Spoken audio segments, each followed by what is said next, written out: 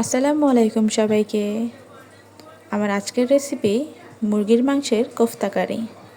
এতটাই মজাদার খেতে, রেসিপি আপনারা অবশ্যই একবার ট্রাই করবেন বাসায়। এখানে আমি নিয়েছি মুরগির বুকের মাংস প্রায় 300 গ্রামের মতো, আর সাথে নিয়েছি ছোট ছোট 4 টুকরা পাউরুটি। এবার এটাকে পানি দিয়ে ভিজিয়ে কিছুক্ষণ রেখে দিব। মুরগির মাংসের সাথে কয়েকটা গোলমরিচ আর একটা কাঁচামরিচ দিয়ে ভালো করে বেটে নিয়েছি।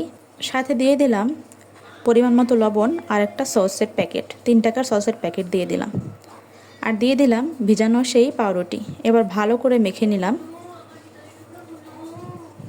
আঠালো টাইপের একটা ডো হবে। এবারে কারির জন্য এখানে একটা মশলা বানিয়ে নিব। নিয়েছি পেঁয়াজ, একটা টমেটো, 3টা কাঠবাদাম, কাঁচামরিচ। এভাবে সবগুলো ব্লেন্ডার করে এখানে আমি মিশিয়ে নিব 1 চা চামচ আদা রসুন বাটা। এবারে চলে যাব রান্নাতে। চুলায় হাঁড়িতে তেল গরম করে সেখানে একে একে করে আমি সবগুলো কোফতা বানিয়ে নিব, হালকা করে ভেজে নিব আর কি। সবগুলোকে একে একে দিয়ে দিব। পুরোপুরি এই পদ্ধতিতেই কিন্তু চিকেন বল বানানো হয়, সেটাও একদিন আমি শেয়ার করব।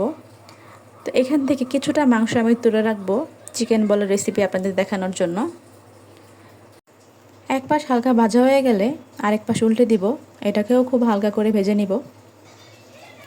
ভাজা হয়ে গেলে সবগুলোকে একটা প্লেটে তুলে নিব এবং সেই তেলের ভিতরেই আগে থেকে তৈরি করে রাখা মশলাটা দিয়ে দিলাম।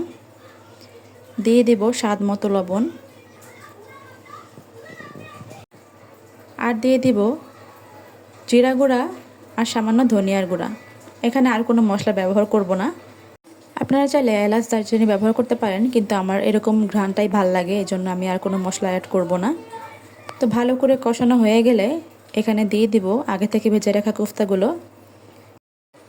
2-1 মিনিট মশলার সাথে কষিয়ে এবারে এখানে দিয়ে দিব 1 কাপ মতো দুধ।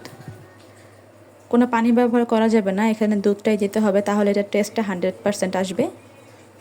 বলক চলে আসলে এটাকে ঢাকা দিয়ে আমি রান্না করব 7 থেকে 8 মিনিট। চুলার আঁচ থাকবে মিডিয়াম। তো দেখুন আমার রান্না কিন্তু প্রায় হয়ে এসছে, কালারটা অনেক সুন্দর আসছে আলহামদুলিল্লাহ। ঝোলটাও একদম ক্রিমি হয়ে আসছে। তো এই পর্যায়ে আমি এখানে দিব কিছুটা পরিমাণ চিনি। চিনি দিয়ে আবার একটু ভালো করে উল্টে পাল্টে রান্না করে নিব। দেখুন কতটা সুন্দর এসছে কালারটা, মাশাআল্লাহ। পরিবেশন করার পালা।